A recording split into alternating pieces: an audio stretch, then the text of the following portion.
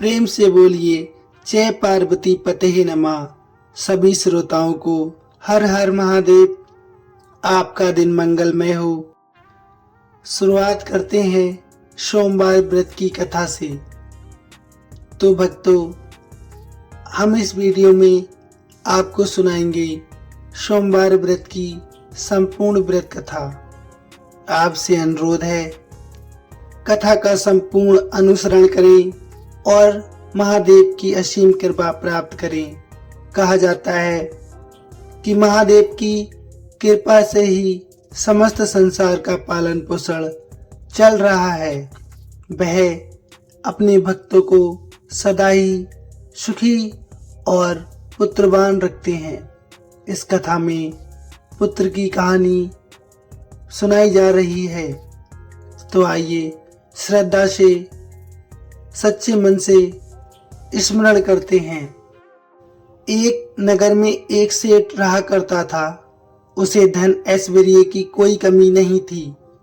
फिर भी वह बहुत दुखी रहता था, क्योंकि उसके घर कोई पुत्र नहीं था। पुत्र प्राप्ति के लिए वह प्रत्येक सोमवार को व्रत रखा करता था तथा पूरी श्रद्धा के साथ शिवालय में जाकर भगवान गौरी शंकर की पूजा अर्चना किया करता था। उसके भक्ति भाव से दयामयी पार्वती जी द्रवित हो गई और एक दिन अच्छा अवसर देखकर उन्होंने शंकर जी से विनती की, हे स्वामी, ये नगर का सेठ आपका परम भक्त है, नियमित रूप से आपका व्रत रखता है, फिर भी आप उसे पुत्र के अभाव से क्यों वंचित रखे हैं? कृपया इसकी मनोकामना पूरी कर दो। दयालु पार्वती की ऐसी इच्छा को सुनकर भगवान शंकर ने कहा, हे पार्वती, ये संसार कर्म भूमि है। इसमें जो जैसा करता है वैसा ही उसको फल मिलता है। इस साहूकार के भाग में पुत्र सुख है ही नहीं। शंकर के इनकार करने पर भी पार्वती जी नहीं मानी। वह निराश हो गई, परंतु उन्होंने फिर भी शिव जी से बार बार आग्रह किया कि उस साहूकार को पुत्र सुख देने से आप वंचित बिल्कुल न रखें। भगवान शिव ने पार्वती से कहा, तुम्हारी इच्छा है इसलिए मैं इसे पुत्र प्रदान करता हूँ, लेकिन इसकी आयु अल्पायु होगी। वह 12 वर्ष की आयु में ही मृत्यु को प्राप्त हो जाएगा। संयोग से नगर सेठ गौरी शंकर संवाद सुन रहा था। समय आने पर नगर सेठ को सर्व सुख संपन्न पुत्र रत्न की प्राप्ति हुई। सब और खुशियां मनाई गईं। नगर सेठ को बधाइयां दे रहा था, लेकिन सेठ के मन में उदासी की कोई कमी नहीं आई, क्योंकि वह जानता था कि यह पुत्र केवल 12 वर्ष के लिए ही प्राप्त हुआ है। उसके बाद काल उसे मुझसे छीन लेगा। इतने पर भी सेठ ने सोमवार का व्रत और गौरी शंकर का पूजन हवन यथाविधि पहले की तरह ही जारी रखा। जब बालक 11 वर्ष का हो गया तो वह पूर्ण युवा जैसा लगने लगा। फलतः सभी चाहने लगे कि उसका विवाह कर दिया जाए। नगर सेठानी का भी यही आग्रह था, किंतु सेठ पुत्र के विवाह को तैयार नहीं हुआ। उसने अपने साले को बुलवाकर आदेश दिया कि वह पर्याप्त धन लेकर पुत्र सहित काशी के लिए जाए और रास्ते में भजन दान दक्षिणा देता हुआ काशी पहुंचकर सर्व विद्या में पूर्ण बनाने का प्रयास करे। मामा भांजे काशी के लिए रवाना हुए। हर पड़ाव पर वे यज्ञ करते, ब्राह्मणों को भोजन करवाते और दान दक्षिणा देकर दीनहीनों को संतुष्ट करते। इसी प्रकार वह काशी की ओर बढ़ रहे थे कि एक नगर में उनका पड़ाव पड़ा था और उस दिन उस नगर के राजा की कन्या का विवाह था।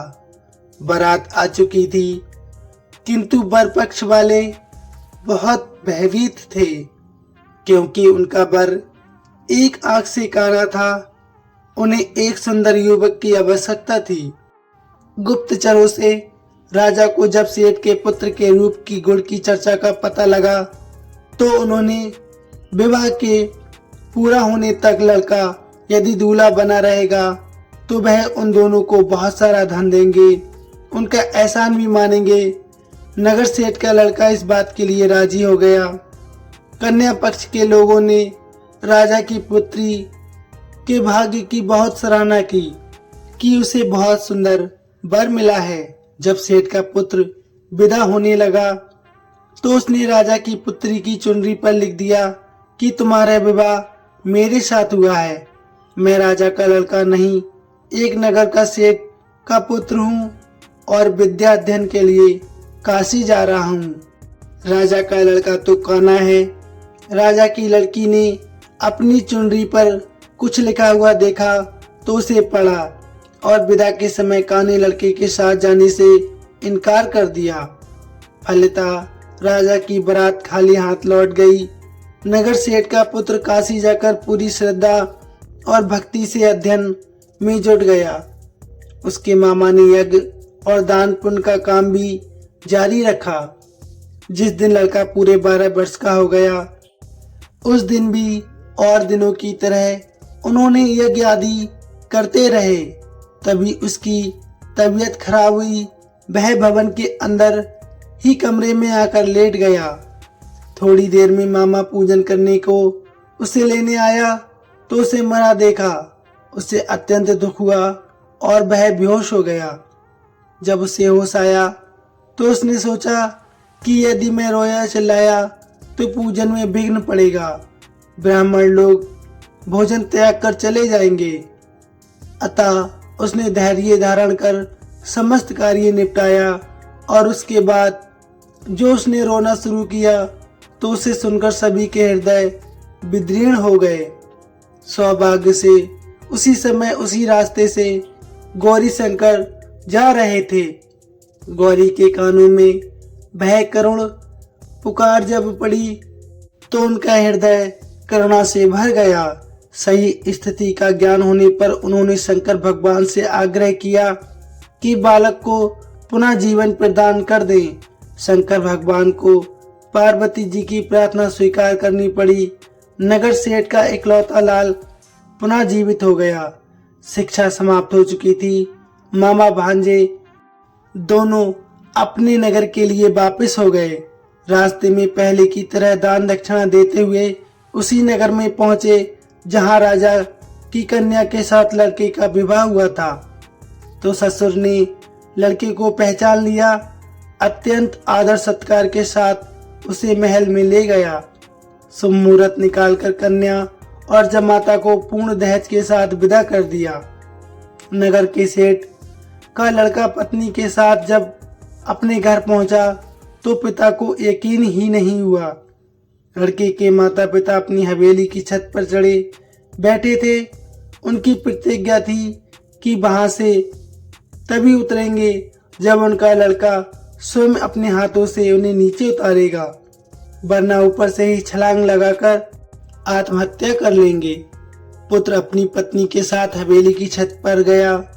जाकर माँ बाप के चरण स्पर्श किए। पुत्र और पुत्र वधू को देखकर नगर सेठ और सेठानी को अत्यंत हर्ष हुआ।